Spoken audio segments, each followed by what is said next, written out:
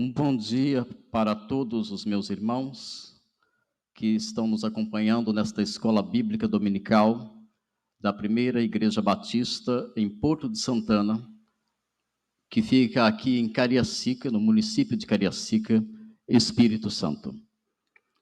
Eu saúdo a todos os meus queridos irmãos, em especial a Daniela, uma amiga que eu conheço lá de Goiás, uma irmã que está nos acompanhando aqui. Ela acompanha os nossos cultos e também acompanha a escola bíblica dominical, mesmo à distância. Esse é um dos benefícios da internet. Então, uma saudação a Daniela e a toda a sua família, a Bruninha, ao Luquinha, seus netos e as suas filhas. E ao seu irmão, ela fala muito do irmão, não me recordo o nome, mas o irmão está sempre abençoando a vida da Daniela e certamente sua família, porque ele deve ser um servo de Deus. Da última vez ela disse que ele deu Bíblias de presente para ela e para as pessoas que estão em volta dela, sua família. Então Deus abençoe o irmão da Daniela por esta obra abençoada. Saúdo também a irmã Helena, irmão Tiago, pastor Walter Regiane, todos os meus irmãos em Cristo, do grupo Confraria Reformada, no WhatsApp, todos os meus irmãos do Instagram, da página JC Pilgrim, que sempre estão nos apoiando, e os demais grupos teológicos. Que Deus abençoe a todos. Hoje nós vamos falar sobre o reino de Deus e a igreja. Esta lição já foi introduzida no domingo anterior, mas o vídeo acabou não sendo muito divulgado, e então poucas pessoas o viram. Nós falaremos então sobre o reino de Deus e a igreja, completando esta lição. Vamos rever algumas questões sobre o reino de Deus e a igreja, rapidamente, e então falaremos da igreja em si. Leiamos a palavra de Deus em Mateus, capítulo 16. Nós vamos ler até o versículo 19. Indo Jesus para os lados de Cesareia de Filipe, perguntou a seus discípulos: quem diz o povo ser o Filho do Homem? E eles responderam: uns dizem João Batista, outros Elias, outros Jeremias, ou algum dos profetas. Mas vós, continuou ele, quem dizeis que eu sou? Respondendo Simão Pedro, disse: tu és o Cristo, o Filho do Deus vivo. Então Jesus lhe afirmou: bem-aventurado és, Simão Bar-Jonas, porque não foi carne ou sangue quem tu revelaram, mas meu Pai que está nos céus. Também eu te digo que tu és Pedro, e sobre esta pedra edificarei a minha igreja, e as portas do inferno não prevalecerão contra ela. Dar-te-ei as chaves do reino dos céus. O que ligares na terra terá sido ligado nos céus, e o que desligares na terra, ligado nos céus. Louvado seja o Senhor nosso Deus. Pai Celestial, eu te agradeço por estar aqui neste momento. Peço ao Senhor me abençoe para que eu possa fazer uma boa explanação deste tema, para a tua glória. Pai, abençoa os ouvintes também, os telespectadores, que todos possam ser alcançados pela tua graça e compreender a mensagem do reino para a tua glória, em nome de Jesus. Amém. Amados irmãos, então, o reino de Deus e a igreja. Esta lição, ela vai falar um pouco então sobre o que é o reino de Deus e sobre a diferença entre o reino de Deus e a igreja propriamente dita. O autor, ele introduz a lição, farei uma pequena revisão, porque, como eu disse, o vídeo anterior foi pouco divulgado. O autor começa fazendo um alerta que é importante, não é que se compreenda essa diferença entre o reino de Deus e a igreja, para que possamos ter uma relação saudável, tanto na igreja quanto em nossa relação com o Estado. Quando o próprio Estado, isto é, o governo, compreende o que é a igreja, se ele puder chegar a essa compreensão do que é a igreja e o Estado, haverá menos problemas de relacionamento entre a igreja e o Estado.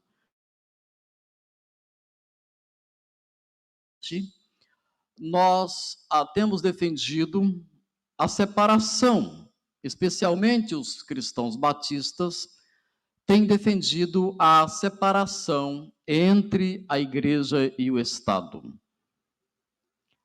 Cada um tem a sua função. Não é que a igreja não possa cooperar com o Estado, não é que a igreja não possa exercer influência pública sobre o Estado, não é que a igreja, enfim, na pessoa de seus membros individualmente, não possa participar do Estado.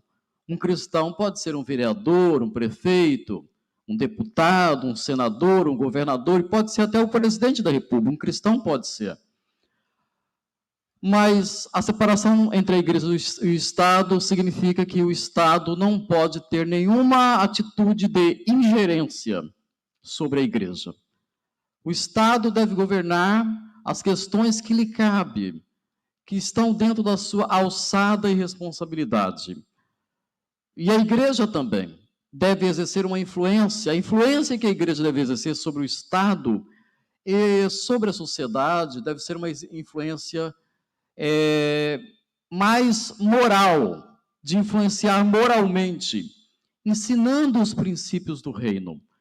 Na Igreja Batista, nós sempre evitamos trazer a política, sobretudo a política partidária, para o púlpito. O pastor não fala aqui de candidatos, de candidatos a cargos políticos, e também na igreja não se admite que políticos venham fazer discursos de cunho político. É claro que se um político quiser participar do nosso culto, se ele for um membro da igreja, ele vai participar, mas como membro comum. Ele não pode usar ler-se de sua participação na igreja, usando a sua participação para influenciar os membros a votar nele. Não pode ter essa política partidária na igreja. Mas isso não significa que a igreja não possa ter influência sobre a política. A palavra política vem de polis, lá no grego, cidade. Polis eram as cidades gregas, né? Então, a política nada mais é do que a arte de gerir o Estado, ou a arte de administrar o Estado. Se não me engano, quem disse isso foi Rui Barbosa, um grande líder e jurista, enfim, um homem de grande expressão em nossa história. Amados, algo que o autor afirma logo de início é que ser membro de igreja,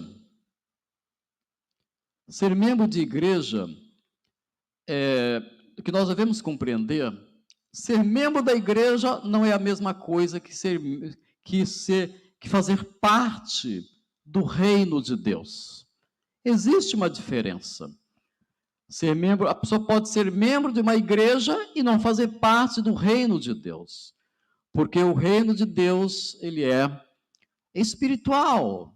E uma pessoa pode não ter nenhuma experiência espiritual com Deus e não fazer parte do seu reino. Lá em João, no capítulo 3, em seu diálogo com Nicodemos, Jesus, ele diz para Nicodemos, ele fala, ele ensina que para que Nicodemos pudesse ver o reino de Deus e também entrar nele, ele precisaria fazer o quê? Precisaria nascer de novo. Necessário vos é nascer de novo. Ninguém, se alguém não nascer de novo, não pode ver o reino de Deus. Não vai ter esta visão espiritual do reino de Deus.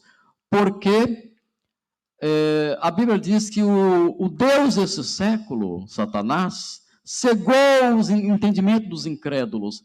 Então, só as pessoas que realmente nasceram de novo, regeneradas, é que têm esta visão espiritual do que é o reino de Deus. De uma forma adequada, da forma correta. Mas Jesus diz mais, ele diz, quem não nascer de novo não pode entrar no reino de Deus. Então a pessoa, ela está aqui, tem o reino de Deus, ela está cega, sem nenhuma visão para o reino de Deus. Quando ela nasce de novo, ela tem uma visão, ela vê espiritualmente, ela compreende a palavra de Deus, compreende o que é o reino de Deus. E mais ainda, ela pode entrar no reino de Deus. Então, assim compreendemos que, na verdade, só Deus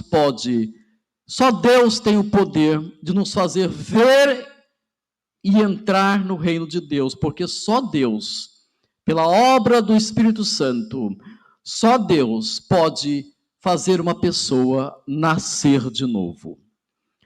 Amados, o reino de Deus, nós aprendemos,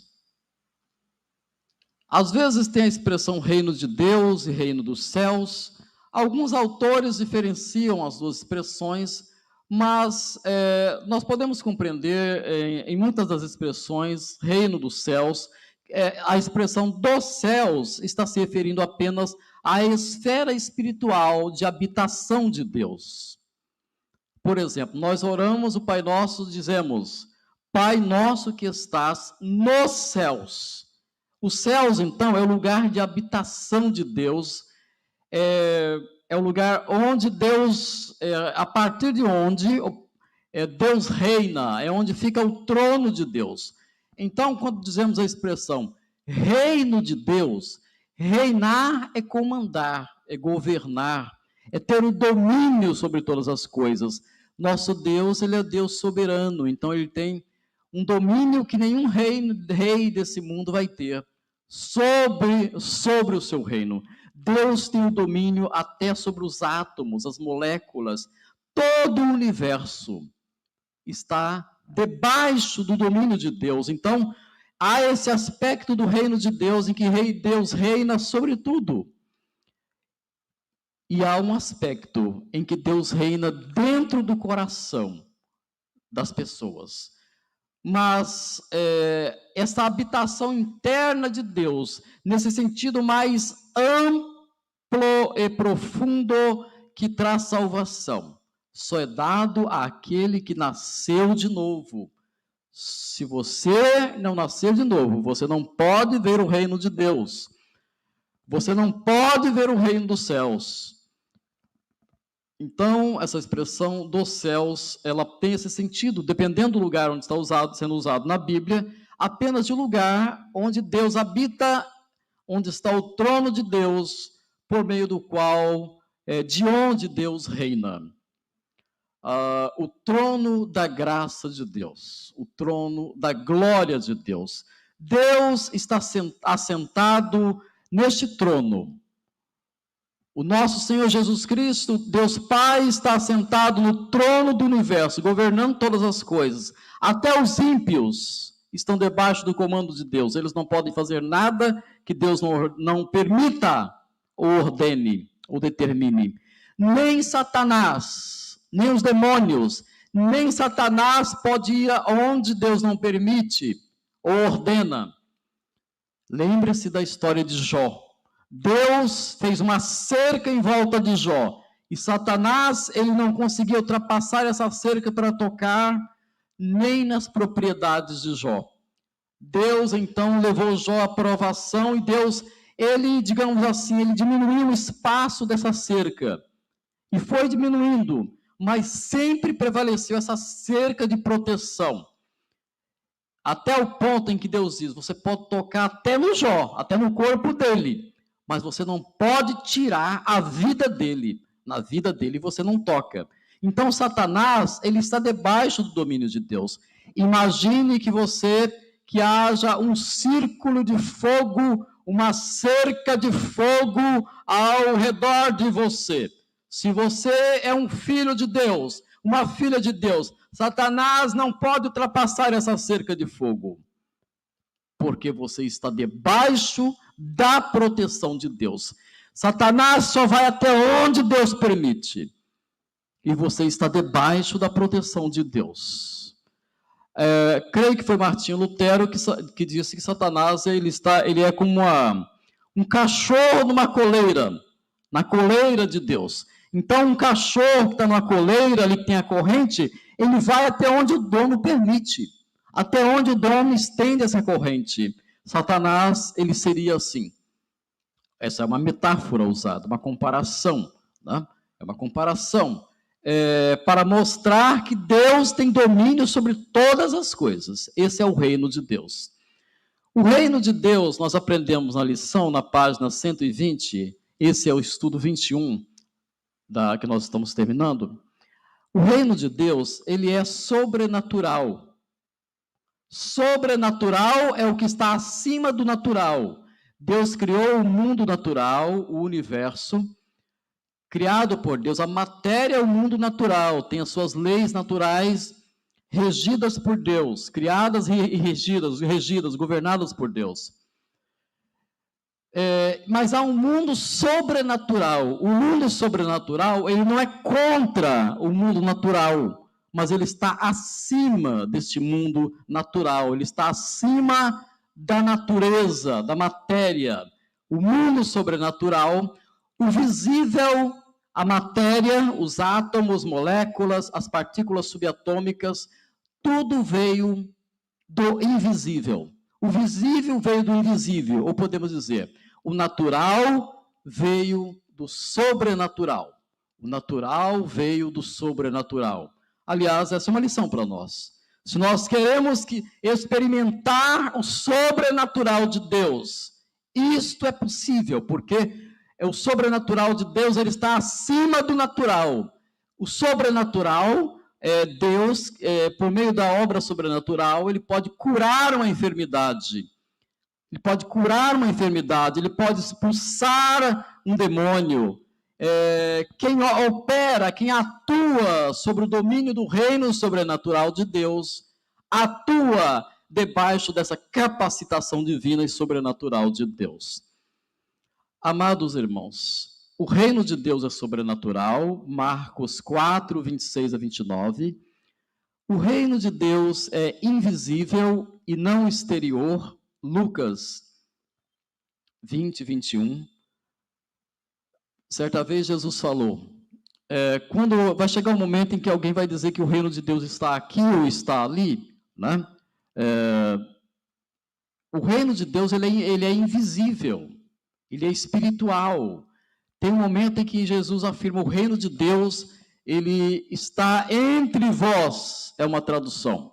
Ou o reino de Deus está dentro de vós.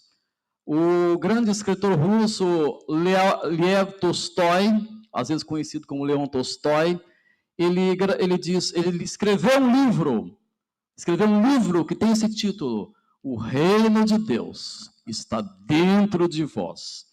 Então o reino de Deus ele é invisível e ele não é exterior. O reino de Deus ele é misterioso, Marcos 4, 11. O reino de Deus, ele é presente, mas ainda por vir, ainda está por vir. Lucas 11, 20, Lucas 16, 16, Lucas 22, 16 e 18, 29 e 30. Então, amados, o reino de Deus, ele é esse reino misterioso, que só pode ver quem nasceu de novo. Se você não nascer de novo, você não pode ver o reino de Deus. Só pode entrar no reino de Deus quem nasceu de novo. Você pode frequentar a igreja durante 20, 30 anos, ser até diácono, pastor e não ter nascido de novo. E por isso não tem esta visão do reino de Deus. Amados, aqui diz que o reino de Deus ele está aqui, presente entre nós, ele está aqui, mas ainda está por vir. O que quer dizer isso? Deus já reina no universo. Como eu disse, todos os seres criados por Deus estão debaixo do governo soberano de Deus. Ele reina. Pela sua doutrina, ou melhor dizendo, pela doutrina da providência, nós compreendemos que Deus tem o comando absoluto de todas as coisas. Deus reina sobre as nações, Deus reina sobre a vida dos indivíduos, sobre nascimentos e mortes, sobre destinos, os destinos das pessoas, sobre as transações das nações, até um governante, para assumir o poder, ele só assume se Deus permitir ou determinar. Aqui no Brasil, por exemplo, estamos findando, né, um momento de governo, que é o governo do presidente Jair Messias Bolsonaro, e dia 1º de janeiro vai iniciar-se um novo governo do Luiz Inácio Lula da Silva. Lula, ele assume o poder para governar novamente, depois de toda a história que nós conhecemos. Se ele tomar posse, na verdade ele já foi diplomado, ele vai tomar posse dia 1º. Se ele governar, vai ser porque Deus permitiu, ou Deus determinou que assim seja. E a Bíblia diz que toda autoridade, ela é constituída por Deus. E nós devemos ser obedientes a toda autoridade. É claro que se uma autoridade nos mandar desobedecer a Bíblia, nós estamos desobrigados de obedecê-lo. Nós devemos ser sujeitos às autoridades, até o ponto em que elas estejam também obedecendo os princípios bíblicos. Amados, o reino de Deus, ele é eterno, mas a igreja teve um início em Jesus Cristo. Então, o reino de Deus ele é eterno, porque Deus, como eu disse, ele reina sobre todas as coisas. Então, quando ele cria o universo, tudo que está no universo está debaixo do governo de Deus. Já a igreja ela foi fundada por Jesus Cristo. O reino de Deus possui súditos de todos os tempos que se submetem ao seu reino. Nós temos, por exemplo, os crentes do Antigo Testamento. Eles se submetiam ao governo de Deus, ao reino de Deus, o povo de Israel. Mas a igreja, ela congrega os crentes que se sujeitam ao senhorio de Jesus Cristo.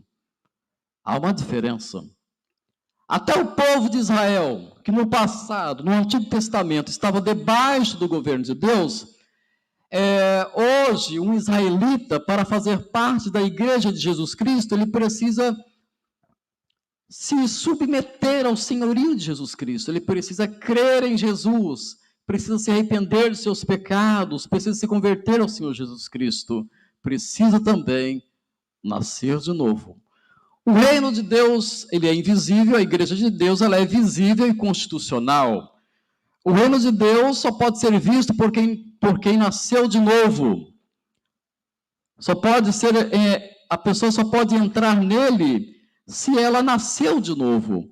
Mas da igreja participam tanto os verdadeiros cristãos quanto cristãos, infelizmente, falsos.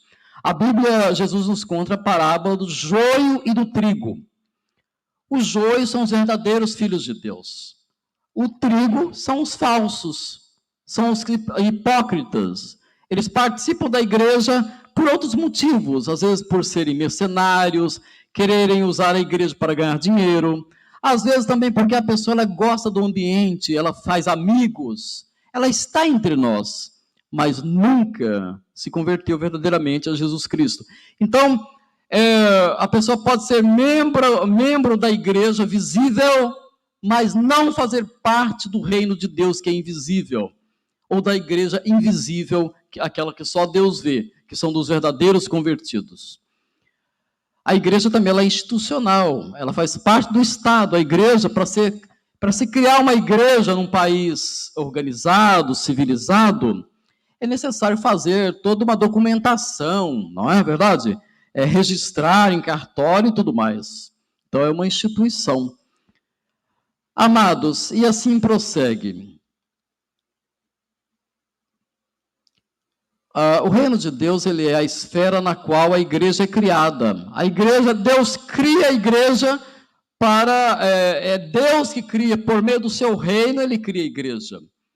E a própria igreja, ela é uma agência do reino de Deus no mundo. Digamos que a igreja, ela age para que o reino de Deus já comece a ser estabelecido no mundo a partir de agora.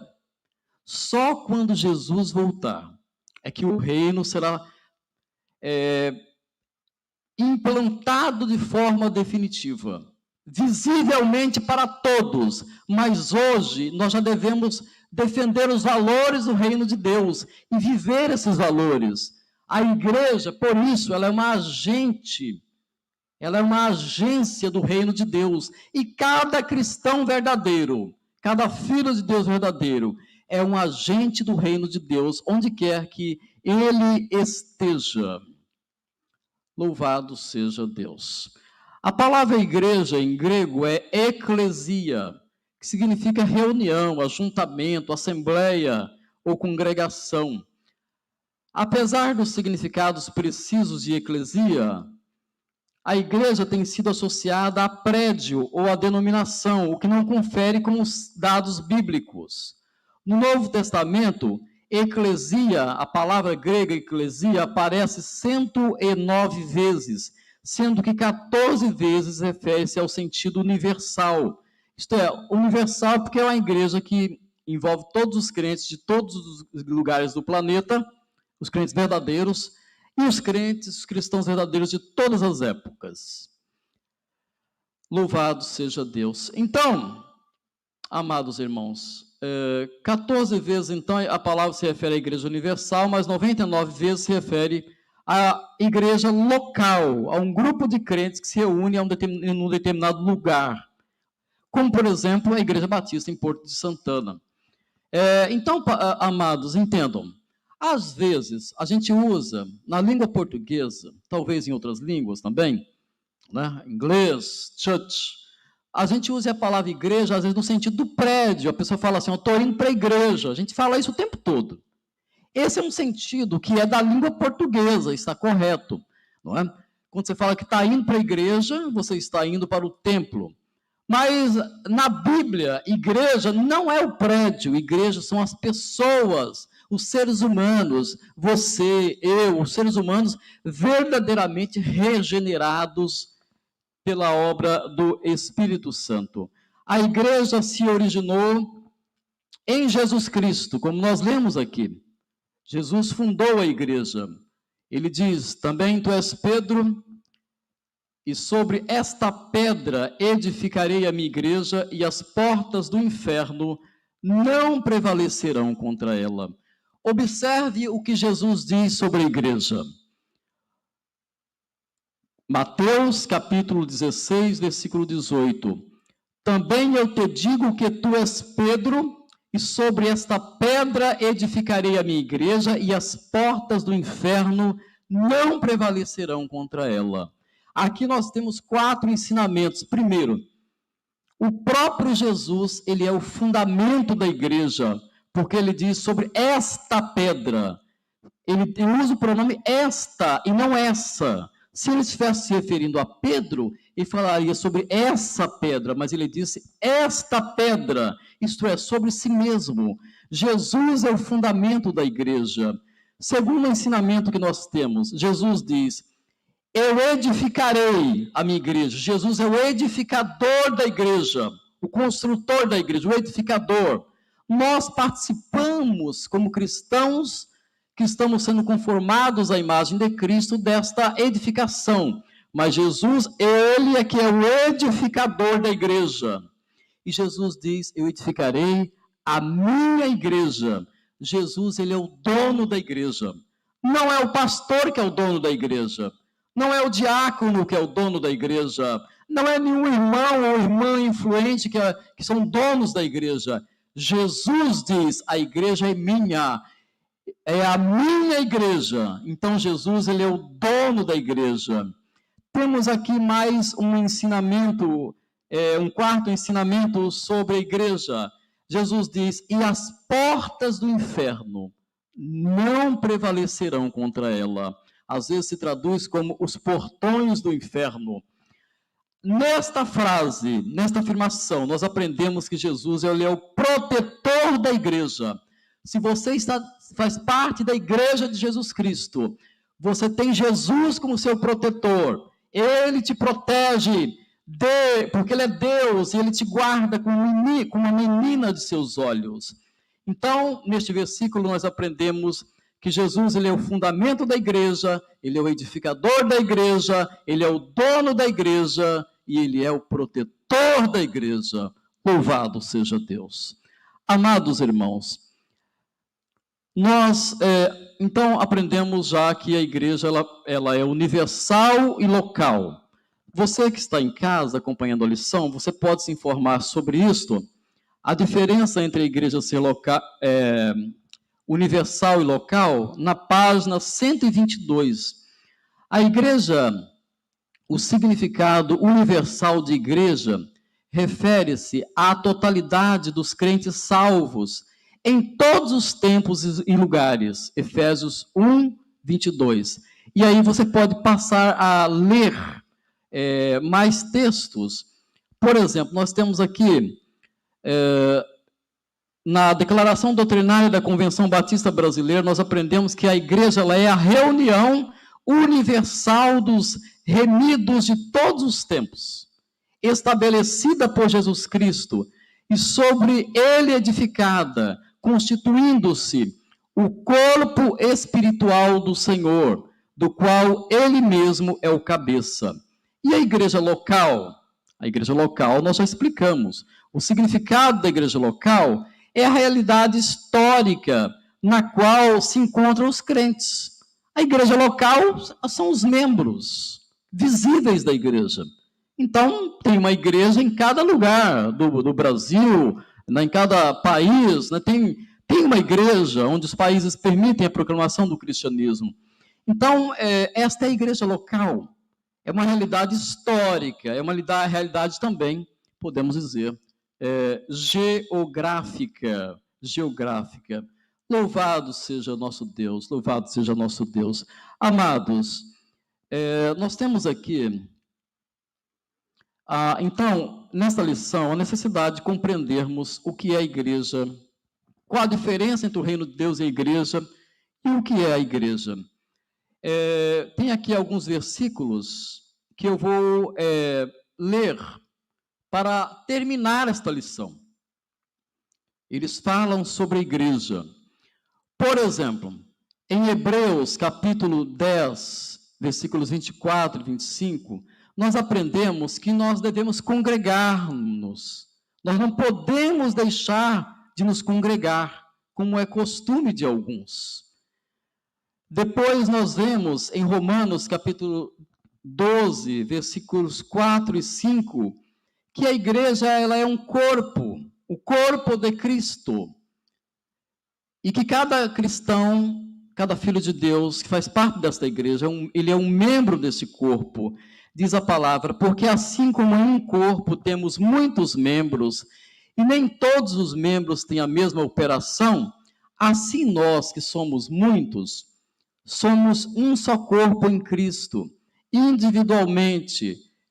mas individualmente somos membros uns dos outros. Um corpo são vários membros, a mão, o braço, as pernas, a cabeça é Cristo, né?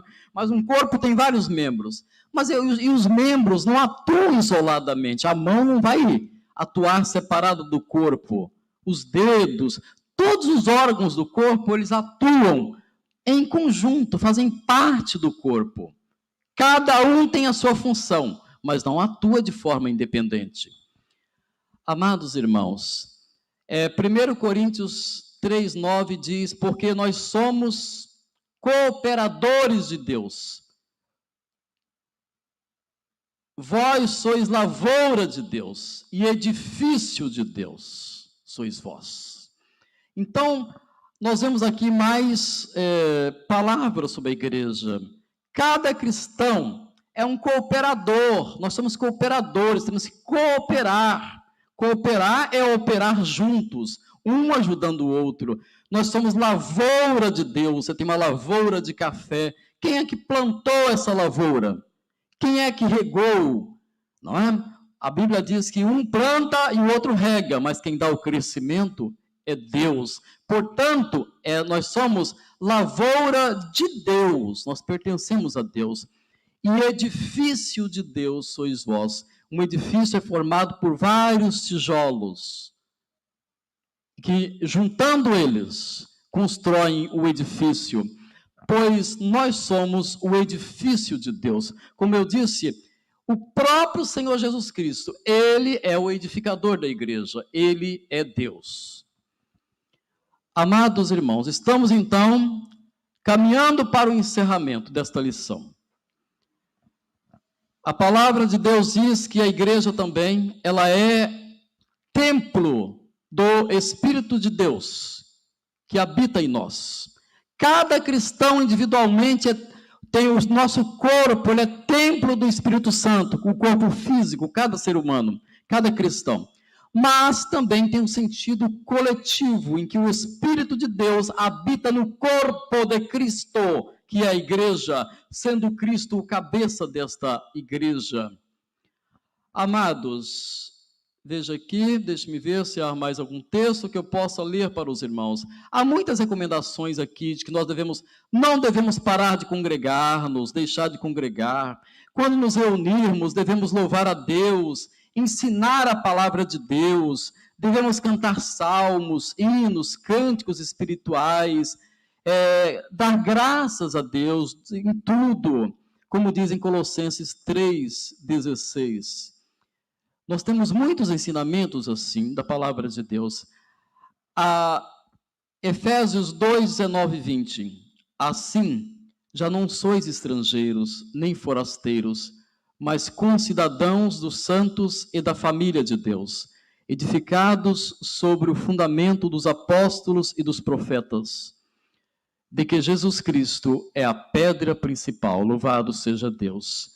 Aqui em Efésios 2, 25 e 26, vós maridos, amai vossa mulher, como também Cristo amou a igreja, e a si mesmo se entregou por ela, para a santificar, purificando-a com a lavagem da água pela palavra.